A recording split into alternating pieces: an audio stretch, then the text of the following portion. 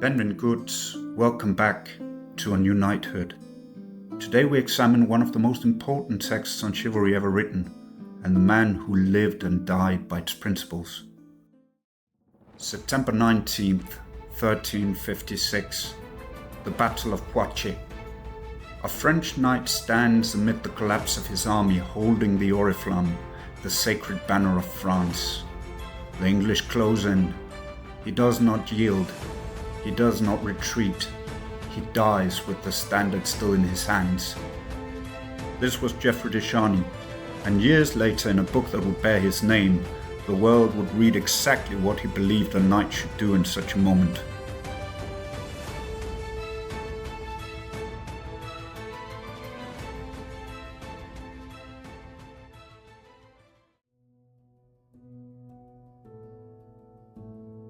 Geoffroi de Charny was a French knight of the 14th century.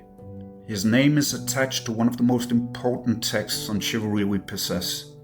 Le Livre de Chivalry, the Book of Chivalry, is not a romance. It is not courtly fantasy.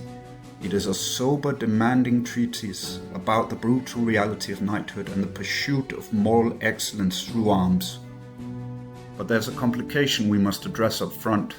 We have two Geoffroi de Charnys, father and son.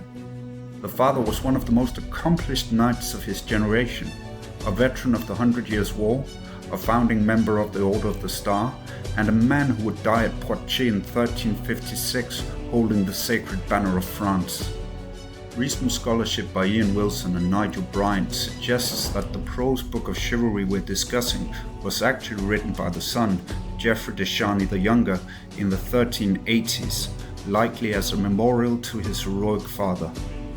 The father certainly wrote other works, a verse poem called the Livre and a set of questions on tournaments and war, but this prose treatise appears to be the son's work. Here's what makes this fascinating rather than problematic. The son was preserving and honoring his father's philosophy. The book reflects what the son understood about his father's beliefs his father had proved with his death. So when we discuss the ideas in this text, we're examining the father's philosophy as understood and recorded by someone close to him.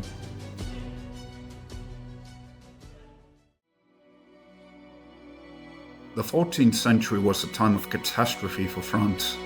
The 100 Years' War began in 1337, pitting France against England in a brutal conflict that would drag on for generations. French armies suffered devastating defeats, first at Crécy in 1346, where English longbows shattered French cavalry charges. Then came the Black Death, beginning in 1347, which killed perhaps a third of Europe's population. The old certainties were collapsing. French knighthood, once the pride of Christendom, seemed in crisis. This was the world of Geoffroi de Charny the Elder, born around 1306 in Burgundy. He was from the lesser nobility, a third son who built his reputation through service and combat, not inheritance. By the 1340s he had distinguished himself repeatedly. He fought across France, in Brittany, Gascony, Normandy, and likely in the south as well, where the older traditions of courtesy culture still lingered. He was captured at least twice and ransomed. He participated in tournaments. He was also a crusader, taking part in the capture of the harbour fortress of Smyrna in 1344. In 1352, King Jean II made him a founding member of the Order of the Star, an elite chivalric order meant to rival England's Order of the Garter. Charny was also curiously connected to the Shroud of Turin. His family possessed it, though how they acquired it remains disputed. His son would later display it publicly, creating a controversy that persists to this day. But what distinguishes the elder Charny from countless other knights is that he wrote or inspired his son to write about him.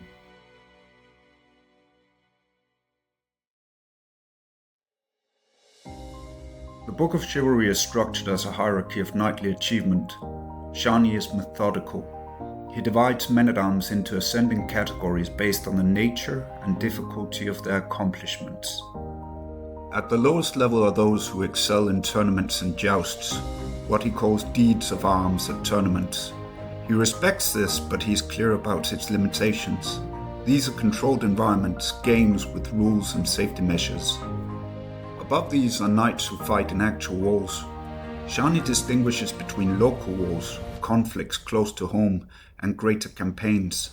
But all warfare, he argues, involves greater danger than tournaments, and therefore brings greater honor. At the highest level are those who fight in defense of their land and lord. War fought not for personal glory, but in service to a greater cause. This is where true honor is won. Charny also discusses men who undertake distant military expeditions, pilgrimages of arms, crusades, service in foreign wars. These require sacrifice and willingness to face unknown dangers far from home. But Charny goes further. Within each category he distinguishes between degrees of excellence. It is not enough to participate. One must persevere, endure hardship, and continually seek greater challenges. Throughout the text he repeats a refrain that captures his philosophy. Indeed, they are worthy of praise. Nevertheless, he who does more is of greater worth.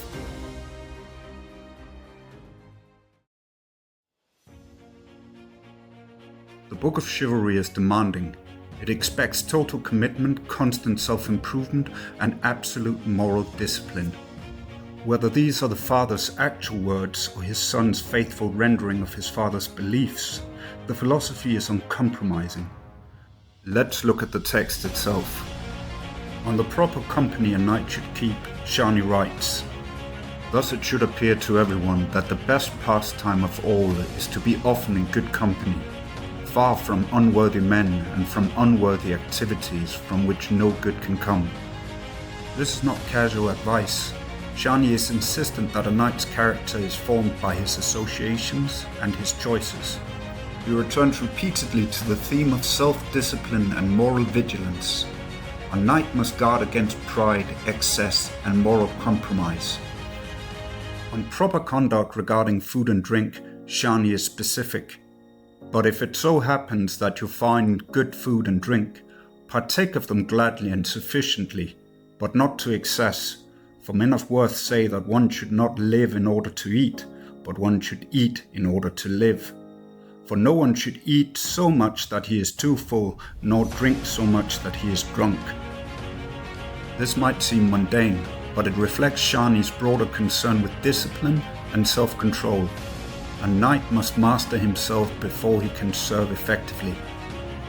And on the proper bearing of a knight in different circumstances, Charny writes, "Knights ought to be humble among their friends, proud and bold against their foes, tender and merciful towards those who need assistance, cruel avengers against their enemies, and pleasant and amiable with all others."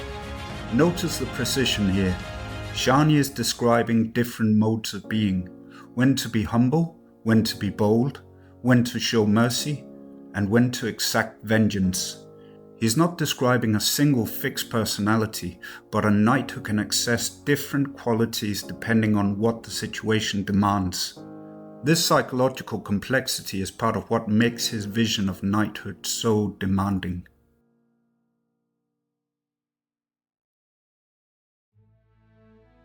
For Charny, knighthood is a religious calling. He devotes considerable space to the knight's spiritual obligations. Knights must attend Mass, pray regularly, confess their sins, and live as Christians. But unlike monks, knights serve God through violence. Charny must reconcile Christian teaching with the profession of killing.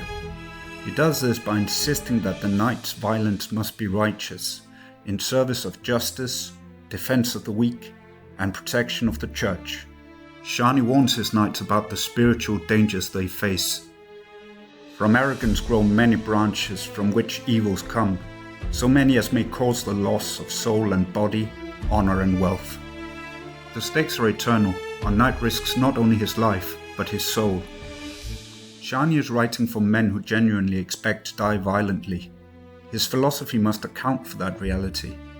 He tells his knights, "If you want to be strong and of good courage, be sure that you care less about death than about shame."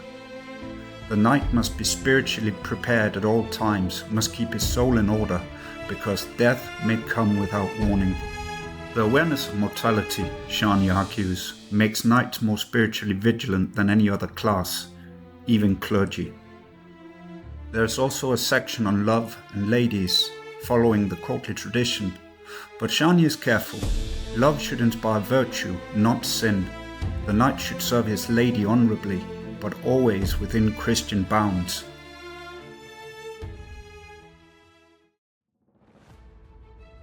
On September the 19th, 1356, the French army led by King Jean II engaged the English at Poitiers. The French had numerical superiority. The English, commanded by Edward the Black Prince, held a defensive position. The French cavalry charged. The English longbowmen cut them down. The battle devolved into chaos. King Jean had given Geoffroi de Charny the oriflamme, the scarlet battle standard of France, the symbol of royal authority. To carry it was the highest honour. It was also the greatest responsibility. As the French army broke apart around him, Charny stood his ground. The book that would later bear his name declared that a knight must be proud and bold against their foes, that he must not abandon his duty, that he must accept death rather than dishonour. Whether he himself wrote those words or his son later captured his beliefs, Charny lived them. And so he fought. The chronicler Jean Froissart left us this account. There fought valiantly, close to the king, Monsieur Geoffroi de Charny, and all the crush and the clamour were upon him on account of his bearing the sovereign banner of the king. There was such a pressure of English and Gascons from all sides that the King of France's battle formation was opened up and broken, and the French became so surrounded by their enemies that in places there were 5 men-at-arms to 1 noble, and Monsieur Geoffroi de Charny was killed, the banner of France between his hands. Froissart added that Charny was more Prud'homme and more valiant than all the others. His son, the younger Geoffroi de Charny, was born around 1354 or 55, making him only an infant when his father died at Poitiers. He would inherit his father's estates and carry his father's name and legacy forward. And sometime in the 1380s, perhaps 30 years after his father's death, he appears to have written the Book of Chivalry as a memorial, preserving what he understood of his father's philosophy and beliefs about knighthood.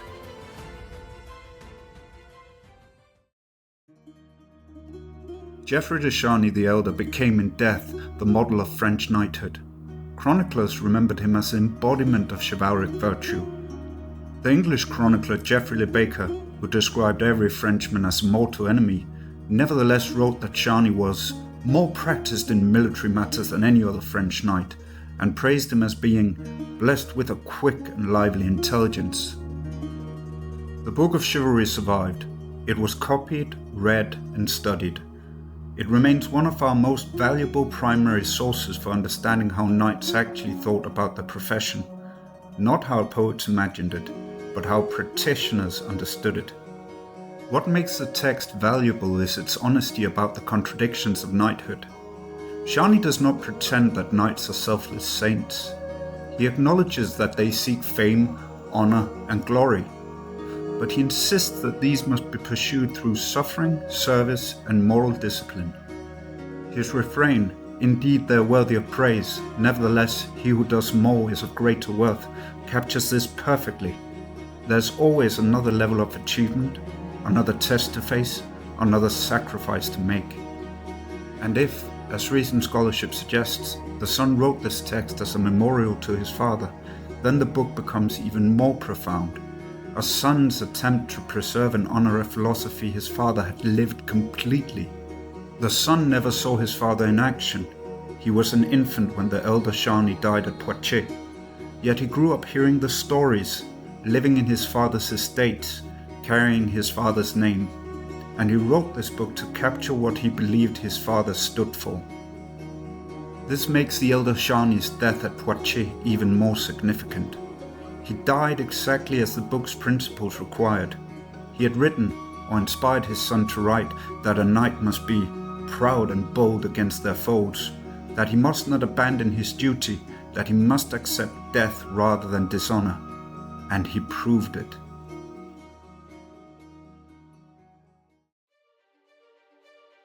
The Book of Chivalry is a window into a vanished world, but the questions it raises are not entirely foreign. How does one find meaning in a difficult profession? How does one pursue excellence without falling into pride? How does one develop the psychological flexibility to be fierce in one context and tender in another? How does one serve a cause greater than oneself while maintaining personal integrity? These are not medieval questions, these are human questions.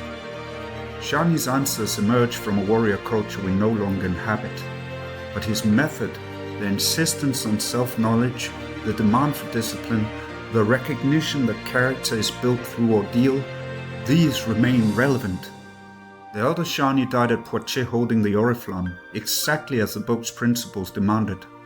Whether the book captures his own words or his son's understanding of his philosophy, we cannot deny its internal consistency or the courage required to live by it. The father proved these principles with his death. The son preserved them with his writing.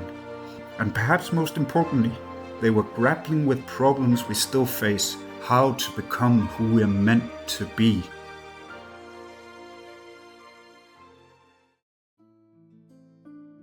Here's your challenge, drawn directly from Charny's most demanding requirement. He describes a knight who must be humble among their friends, proud and bold against their foes, tender and merciful towards those who need assistance, cruel avengers against their enemies, and pleasant and amiable with all others. That's not a fixed personality, that's psychological flexibility, the capacity to shift modes depending on what the situation requires. Most of us have collapsed into one or two modes and made it our identity. We're always confrontational, or always accommodating, or always detached. So here's the work. Identify which mode you habitually avoid. Do you avoid confrontation even when directness is required? Do you confront when patience would serve better? Do you maintain distance when genuine connection is needed? Pick one. Then find one situation where that avoided mode is actually what's needed. Not where you force it inappropriately, but where it genuinely fits. Someone needs direct feedback? Give it clearly. Someone needs compassion? Offer it genuinely. A boundary needs holding? Hold it firmly. Then notice, does accessing that neglected capacity make you more effective? Or does it confirm your usual pattern serves you well? 1 or 2 weeks, one situation. Document what happened.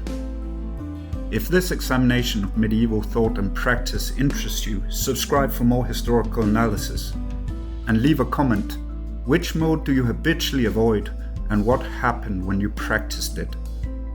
Thank you for watching, and remember, he who does more is of greater worth.